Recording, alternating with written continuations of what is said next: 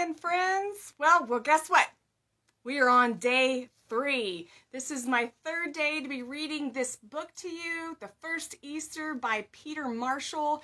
If you haven't read or listened to the first 2 days, this is something that you don't even have to sit down and watch. Like, if you're just one of those people that likes to listen, you want to read books but you don't have time, this is a great opportunity because I have been recording this book for you. This is day 3 of day 5. We'll end on Friday, on Good Friday. But this is something that I wanted to share with you. This is a tradition that my family has. We read every year, the week leading up to Easter. I read aloud this book, The First Easter by Peter Marshall, and it is an amazing book. It really brings the story of Easter to life. I don't know if you're like me. I say it all the time that, like, one of the things that I really love is when people bring scripture to life. The stories in the Bible, they're not just stories about some people that weren't real, that, you know, had extra superhuman powers or whatever. They were everyday people like you and like I. They had real struggles. They had real life encounters and experiences. They had joy and sorrow, heartache and pain, sunshine and rain. And now hopefully you've got that song in your head. But anyway, at any rate, this is a pretty short book. It's only about 120 pages long. But I wanted to read it, spend about 20 minutes a day reading it to you so that you can have this encounter as well. It's always fun to find ways to instill traditions into your family. And so this is one of ours. This is actually the 3rd year that we've been doing it. We haven't been doing this forever. I wish that I could say that we had, but I just found this book 3 years ago. So, as I say every day, get yourself comfortable. Get yourself some coffee or some tea or something delicious and just sit back and enjoy this story, the story of the resurrected Jesus, all right? Are y'all ready? I'm going to take a drink real quick. You should as well. It's important. Coffee is important. All right. Are you ready? Let's get started for today. Look at my cute bookmark, by the way. I love you, God. Isn't that sweet? All right, I'll focus now. The Roman procurator, that's a hard word for me to say, Pontius Pilate, was not in the best of moods. He did not relish having to rise at cockcrow to try a case. Those Jewish people over whom Caesar had sent him to rule 4 years earlier were a difficult, turbulent race.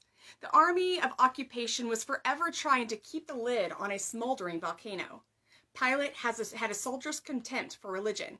Of course, it was true that he was superstitious. Some unexpected event, some omen, a dream, a pronouncement of some oracle, the voice of a soothsayer in the marketplace, the cast of the dice. These things could cause him to tremble. But as for religion, well, he had seen many religions in Egypt and Persia, throughout Asia Minor and Macedonia, and they all seemed alike to him. No prayers and mystic rites could stand up against the Roman legions. And as for him, give him a legion of hardy veterans, shining armor, flashing spears, trusty swords, and a fig for all the religions in the world. Yet, these religious Jews baffled him. They irritated him. He had tried putting them down by force. There had been the affair of the money which he had taken from the sacred treasury to better Jerusalem's water supply, and the bloody revolt that had followed, and that incident of the votive shields in the Herodian palace. Yes, he had tried riding roughshod over their prejudices, and the moment he had touched their religion, they had risen defenseless as sheep, but angry as wolves. It was all so illogical and absurd. Such may well have been his thoughts as he strode through the outer door of the praetorium toward the unpleasant early morning hearing. The Roman paused at the head of the marble staircase. With cool scrutiny, he regarded the crowd before him. On his shaven face, with its keen eyes, there was just a trace of a sneer, for he had been told that the Jews had ceremonial objections to treading the stones of the Gentile palace, lest they be made unclean for the Passover. So he, Pilate, must go out to them. Grimly he gathered his purple-bordered toga over his arm and strode down the steps. The seething mass of humanity before him seemed centered around one solitary man who was being thrust forward. Pilate's first impression was that he was perfectly harmless. He looked him over with the eyes of a trained soldier. He looked first for a sign of weapons. There were none. The prisoner was dressed in a simple white robe, open at the neck, wrinkled and soiled from rough handling. His hands were bound behind his back. Pilate then looked for confederates or friends of the prisoner. There were none. Many of the faces before him were livid. The crowd looked like a pack of snarling animals. The Roman governor raised his baton as a signal that the trial could begin, and he asked, "What accusation do you bring against this man?" The reply was insolent. "If he were not an evildoer, we would not have delivered him up to you." Once more, Pilate looked at the prisoner. An evildoer? If the Roman was any judge of men, and he prided himself that he was, this prisoner was no vicious character. "Take him away," he said, turning to go back into the palace. "Take him away and deal with him according to your law." Now a veritable howl went up. "It is not lawful for us to put any man to death." Ah, so that was what they wanted. The bloodlust was in their eyes. He knew not what the Jews wanted of him, to make convenience of his rank and of his position, and woe be to him if he blocked their intentions. Pilate hesitated. Once more his eyes rested on the prisoner. He was the only calm face in that seething sea, and what a face it was! There was something in his eyes, in the set of his mouth, something in his bearing that was different. It was strangely compelling. There came to the Roman governor an instinctive desire to get away from the crowd, to be alone with this man, and to speak with him face to face. So he turned and strode back into the palace and sat down. Then he gave the command that the prisoner be brought to him. Quietly and with stately demeanor, Jesus, 1,000 men of the 12th Legion beside him, walked across the mosaic floor until he stood in front of the powerful Roman and turned his deep, searching eyes upon him. Outside the narrow pointed windows, the sound of the impatient murmuring of the crowd was wafted into the judgment hall. Pilate paid no attention. His hands rested on the gilded carving of the throne. His eyes narrowed as they stared moodily at the white-robed figure before him. For a moment, there was silence.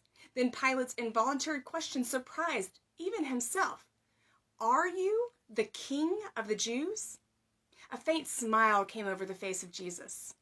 "Are you saying this about me, or did others tell you this concerning me?"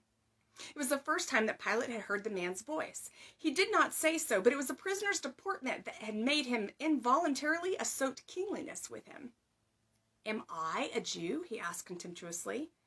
"Your own nation and your chief priests have delivered you to me. Tell me, what have you done?" A faraway look came into the eyes of Christ. He seemed to be seeing into the far distances. He had done many things in 3 short years. He had never hurried, yet he had been conscious of time fleeting.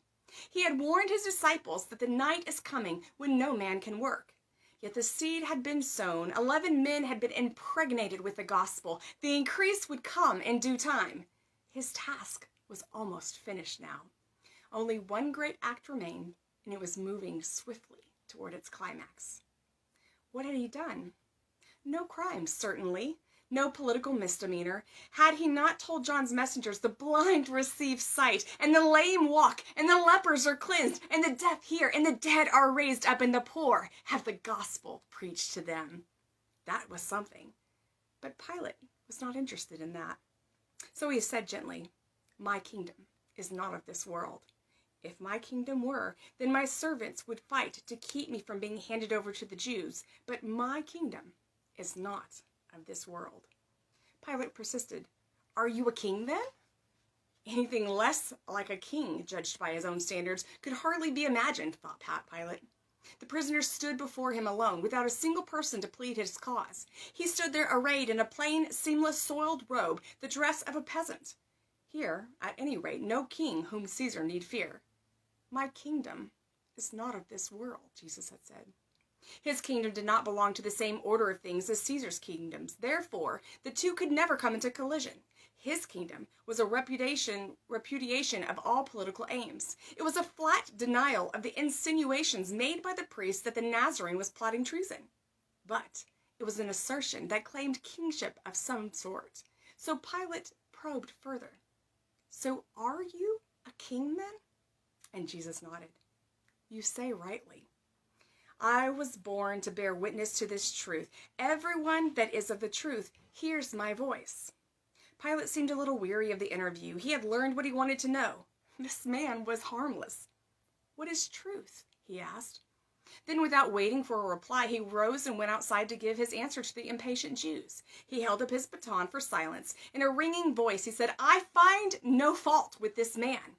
The chief priests were now more angry than ever. They spat out their accusations. "He stirs up the people. He teaches throughout all Judea, beginning from Galilee to this place."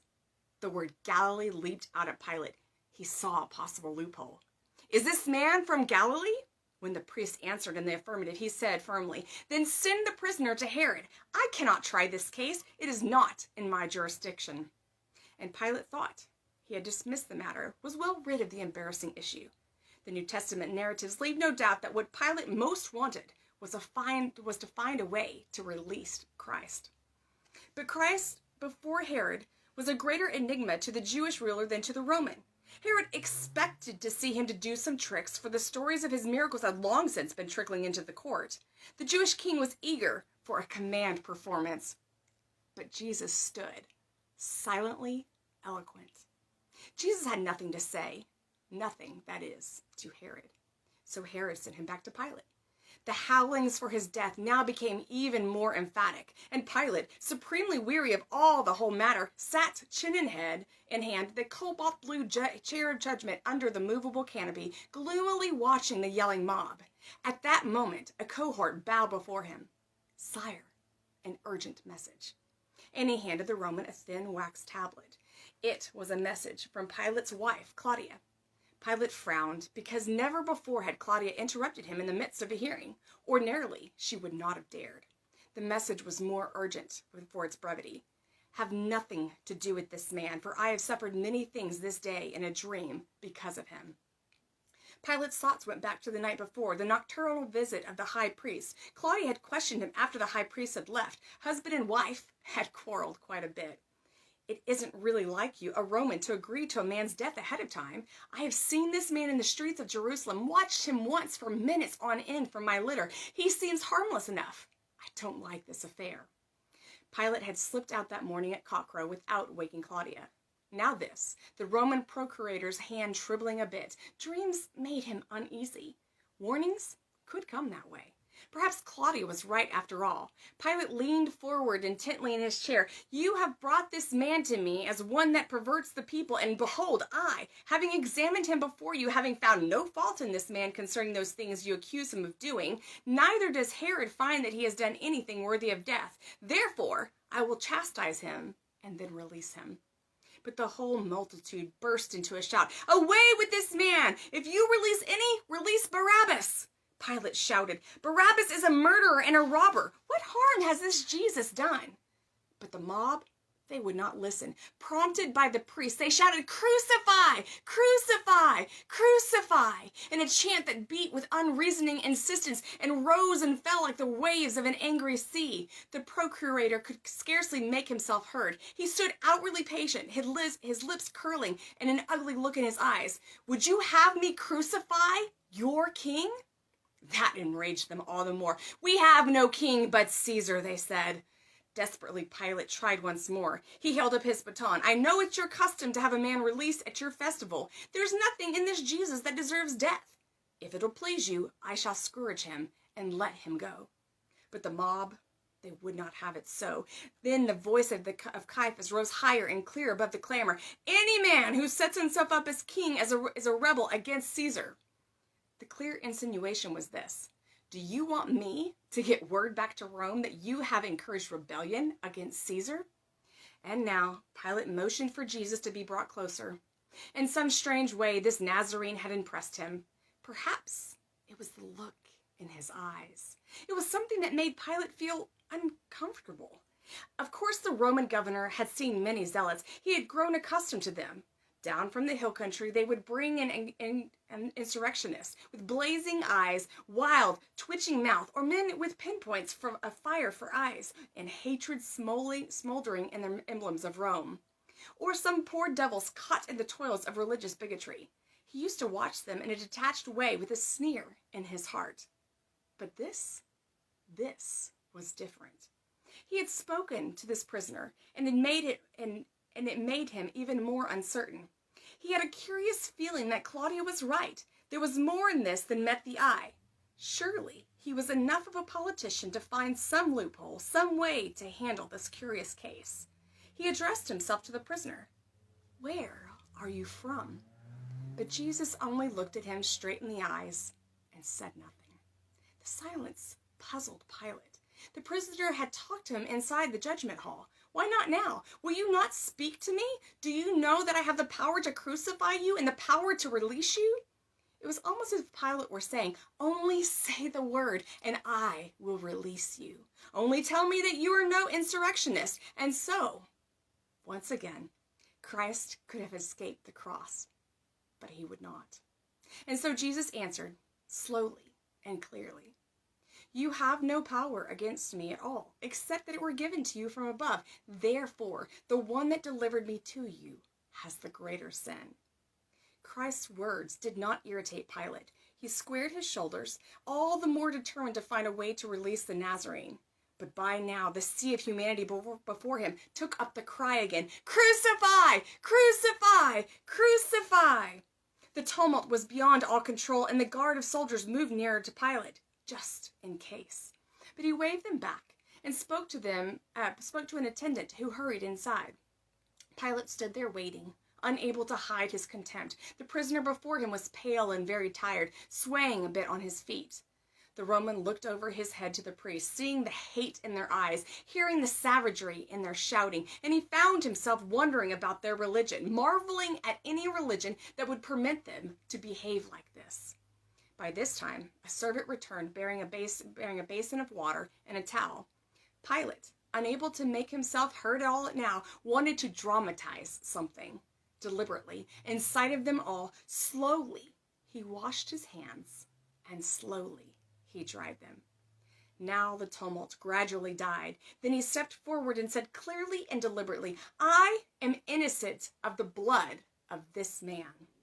And with loud shouts of triumph, the people yelled, "His blood be on us and on our children!" Pilate shuddered involuntarily. He had tried. He could tell Claudia that he did indeed try.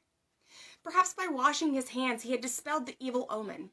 His last act before turning Jesus over to be scourged and crucified was to write the inscription to be put over his cross in Latin and in Greek and in Hebrew. It said, "Jesus of Nazareth, the King of the Jews." When Caiaphas saw it, he remonstrated, "That is no accusation. People will not understand. Do not write the King of the Jews, but write that he said, 'I am the King of the Jews.'" But Pilate answered bitterly, almost spitting out each word, "What I have written, I have written." And from the distant courtyard there came the sound of a flagellum into which had been fastened bits of lead and glass and bone and chain, striking again and again and again and again at the bared back of the Nazarene. The little man Judas had followed the crowd to the courtyard of the fortress Antonia. Keeping well in the fringe of the screaming mob, he had watched them with mounting horror the sequence of events. When the farce of a trial had hardly reached its climax and Judas had heard the mob shouting, "His blood be on us and on our children," he had gathered his robes about him and he turned fleeing. How could he have known it would turn out like this? He had so hoped that his action would force the master's hand, force him to go ahead and establish his earthly kingdom. But crucifixion? Not that! The 30 pieces of silver in the leather purse dangling around his waist seemed to be burning his thighs. This was now blood money. Somehow, some way, he must get rid of it. He raced through the narrow, twisting streets toward the temple, dodging people and donkeys as he went. Once, he almost collided with a man carrying a basket of figs, and the man swore loudly at his retreating figure. In the temple, he asked a doorkeeper to see the chief priest. "He's through that room and along the colonnade to the right," the doorkeeper said. Then Judas, noting Judas's wild eyes, he said, "No, wait, let me see." But already the wild one was racing toward the colonnade. Judas burst into the room where some of the elders were assembled. His hands clutched convulsively at the money bag swinging at his waist. His eyes were bloodshot. "I have sinned," he said. Eyebrows went up. There was questions in his eyes. The elders noted this strange man was panting. I have sinned in that I have betrayed innocent blood. You know him, Jesus of Nazareth. He has done nothing wrong. I did not know that. Shoulders shrugged. Sardonic smiles appeared on some of the faces. Jesus of Nazareth? Oh, yes, that one. Well, what is that to us? Judas could not believe what he had just heard. The truth was dawning on him. The fate of Christ was already out of the hands of these men. Moreover, they didn't care. The master was going to die after all, and there was nothing, not one single thing that he could do about it. With trembling hands, he seized the coin purse and opened it. Slowly, he counted out the 30 pieces of silver. Once again, he looked questioningly into the eyes of the elders standing before him. He saw only amusement. With a contemptuous gesture, Judas flung the silver at them right into their faces. They ducked the shower of silver, and the coins fell to the marble, rolling in all directions. Then Judas turned and fled from the room. The little man did not stop running until he was outside the city gates. A picture kept flashing before his eyes. He brushed his hands before his eyes but it would not leave. It was Jesus' face at that moment when he, Judas, had kissed his cheek.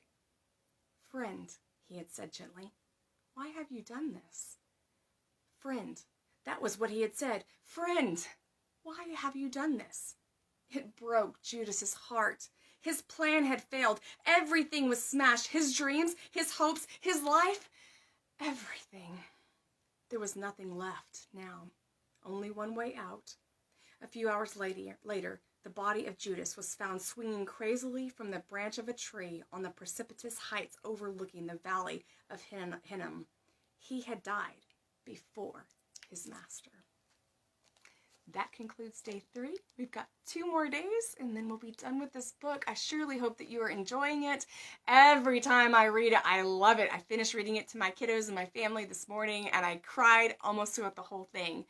Stay tuned for 2 more days of this. I hope that you enjoy it. And by the way, just as a reminder, on Friday, around this time, around lunchtime, I'm going to be delivering my annual Easter sermon. It's titled, It's Time to Resurrect Your Hope.